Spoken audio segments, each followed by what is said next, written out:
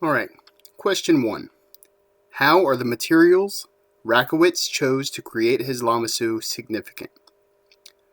What does he hope to communicate by incorporating these materials? The materials that he chose were significant, though they were not great in terms of longevity. Rakowitz crafted his recreation utilizing over 10,000 Iraqi date syrup cans. Obviously, this means that sustainability was sacrificed. However, with this sacrifice, the lamassu project found its significance. It found its significance through urgency. How was this significant? It was significant because it was an urgent call to arms, a response to fight back against what ISIS had done,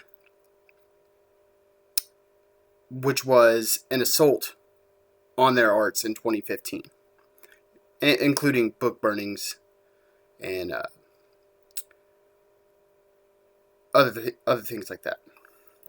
Due to the easily accessible materials, Rakowitz was able to quickly respond back to ISIS with his recreation in memorial, finishing and installing the piece in 2018.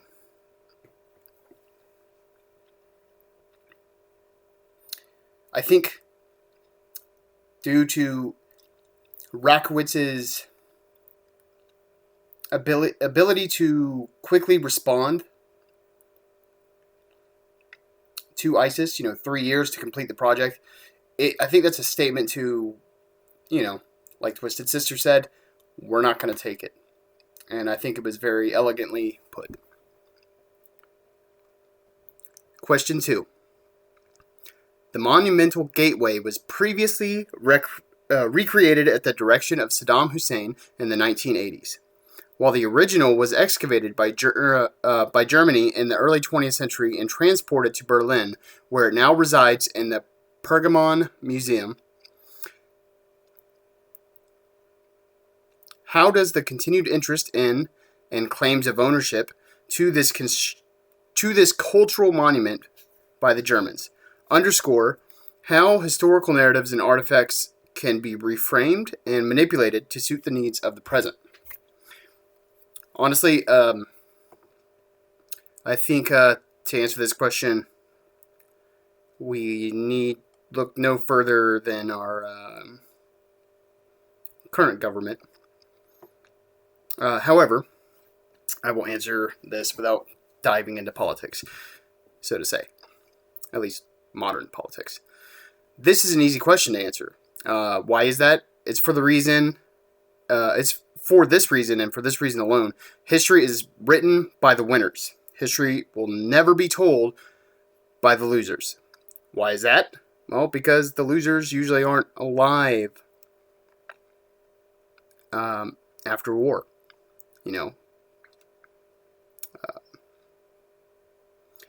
In this case, though, the Germans are the victors, so to say, in this scenario because they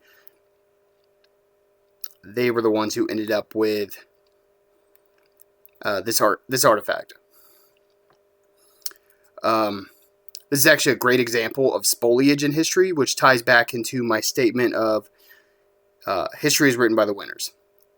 You see, Germany came into possession with this architectural find and brought it back to Berlin. Hundreds of years from now, when the majority of the world has already forgotten about Germany's acquisition, a pompous, arrogant, cancerous cyst of a human being could take charge and alter the reality of everything up to that point.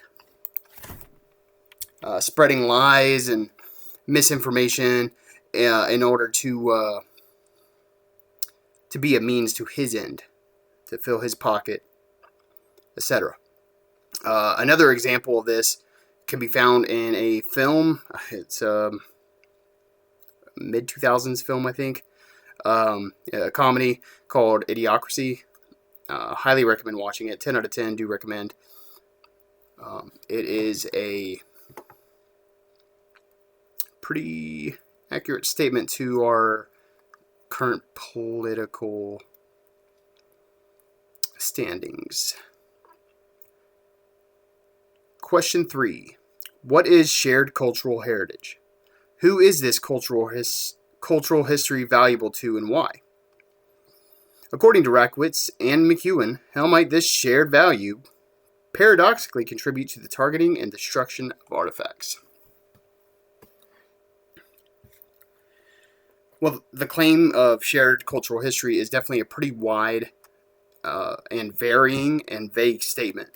It can mean a multitude of things. In the sense I feel that Rackwitz and McEwen are speaking, I think it boils down to two different meanings. Because I am not them, so I don't know what they meant when they said this. Perception is everything. And just because I perceive something one way doesn't mean that that's how they're perceiving it.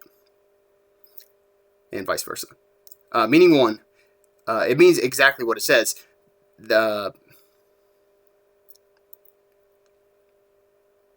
This art is shared cultural history. Their art is rooted into their religion. However, their religion, like most, is comprised of multiple factions, and in this case, both sides are at odds over the art, as one faction sees the art as being a satisfactory methodology of worship. No harm's coming of it. And the other side views it as an aberrant abomination of their faith. However, my second thought on the meaning of shared cultural history is a little bit more widely open. As humans, all of our lives, we coexist alongside other humans and animals. We all are connected. We are all simultaneously sharing and coexisting in this consciousness, in this world that we are all present on. We are all present. We are all awake. Some of us, 50-50, some sleep, some wake. We are all living in this moment in time, this current time, the present, the history of now, which is our shared history. And I think the paradox of it is in both cases is in meaning one, it's the same shared religion, but because of different beliefs about, or different perceptions about their beliefs,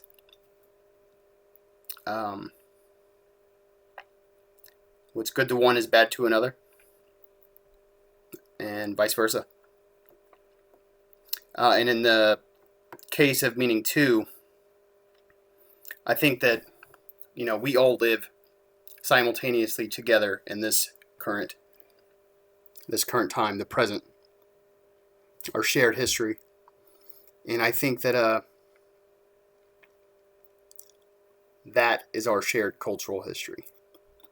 The same oxygen we're all breathing. We're breathing together. Our shared history in our current time.